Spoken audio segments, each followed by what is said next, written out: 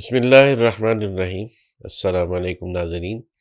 آج کی نشست میں ہم قرآن مجید کی 11ویں سورہ ہود کا مطالعہ کریں گے۔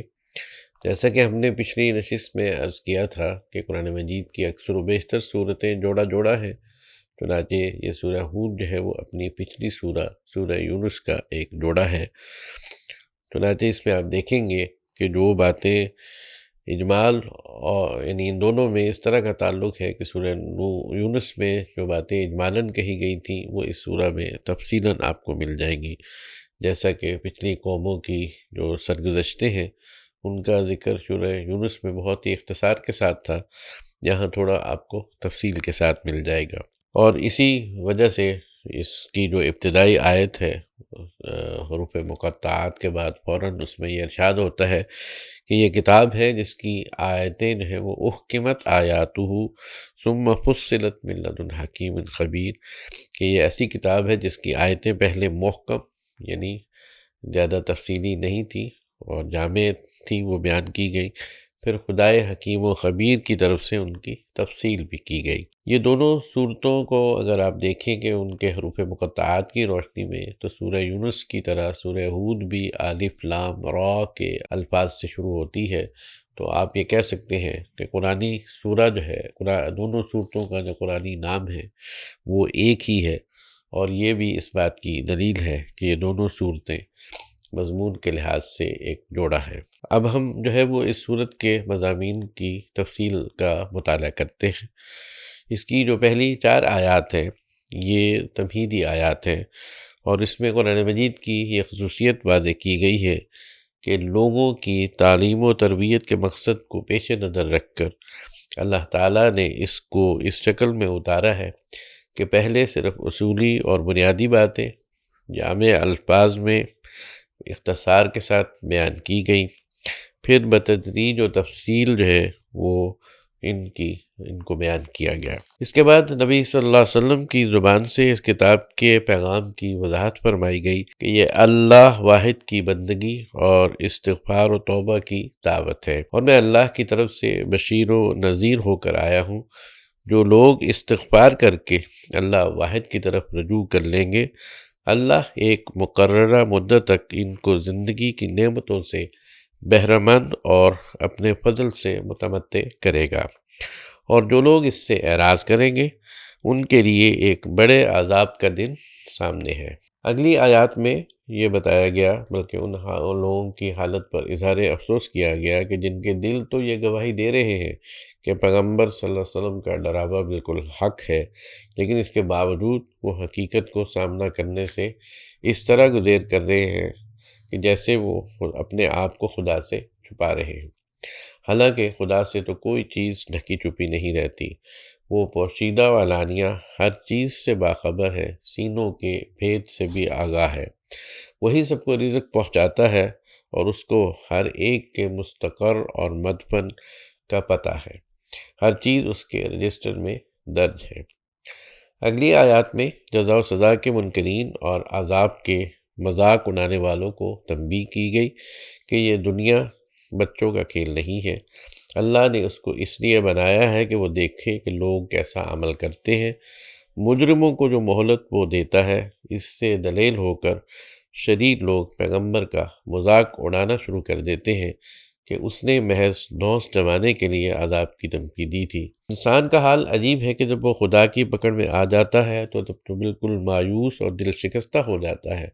لیکن جب خدا اس کو ڈھیل دے دیتا ہے تو اکڑنے اور شیخی بکارنے لگتا ہے۔ تھوڑے ہی لوگ ایسے ہیں جو مصیبت میں صبر کرتے ہیں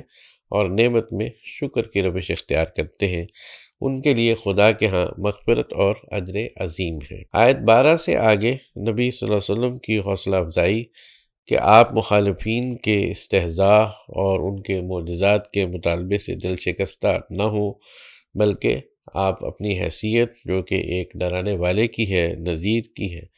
وہ پوری کریں اور اپنے انذار کے فرض کو ادا کرتے رہیں۔ خدا سب کچھ دیکھ اور سن رہا ہے۔ اگر یہ کہتے ہیں کہ یہ قرآن تمہارا گڑھا ہوا ہے تو ان سے کہہ دو کہ وہ 10 صورتیں ایسی ہی گڑھی ہوئی لا کر دکھا دے، اور اس کام میں وہ اپنے شریکوں کی مدد بھی حاصل کر لیں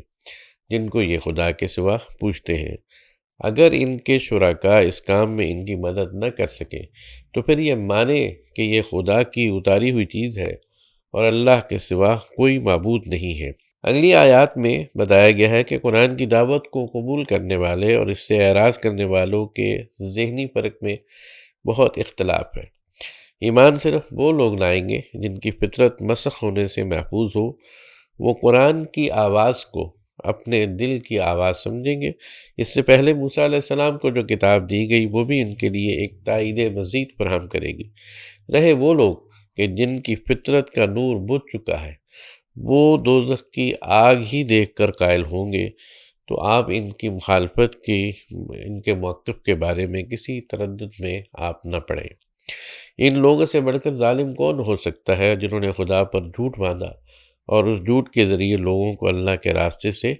روک رہے ہیں۔ یہ خدا کے قابو سے باہر نہیں ہے، بلکہ خدا انہیں ڈھیل دے رہا ہے اور آخرت میں ساری کسر پوری ہو جائے گی۔ کامیابی صرف ان لوگوں کو حاصل ہوگی جنہوں نے اپنے آپ کو بالکل اپنے رب کے حوالے کر دیا ہے اور ایمان اور عمل صالح کی زندگی اختیار کی ہے۔ ان دونوں گروہوں کی مثال ایسی ہے کہ ایک گروہ اندھ و بہروں کا ہے اور دوسرا ایسا ہے کہ جو آنکھیں بھی رکھتا ہے اور سننے کی صلاحیت بھی رکھتا ہے۔ پھر یہ دونوں یکساں کیسے ہو سکتے ہیں؟ اس کے بعد کی جو اگلی آیات ہیں ان میں جو ہے وہ تقریباً آپ سمجھ سکتے ہیں کہ ایک ایک رکوع جو ہے وہ کم سے کم ایک نبی کی داستان، ایک رسول کی داستان پر مشتمل ہے۔ سب سے پہلے آیت 25 سے 49 تک جو ذرا طویل واقعہ ہے وہ حضرت نوح علیہ السلام اور ان کی قوم کا بیان کیا گیا ہے، جس میں نبی صلی اللہ علیہ وسلم کو یہ دکھایا گیا ہے کہ جس بشارت اور انذار کے ساتھ آپ اپنی قوم کے پاس آئے، ایسی ہی انذار اور بشارت کے ساتھ اللہ تعالیٰ نے نوح علیہ السلام کو ان کی قوم کے ساتھ پاس بھیجا تھا۔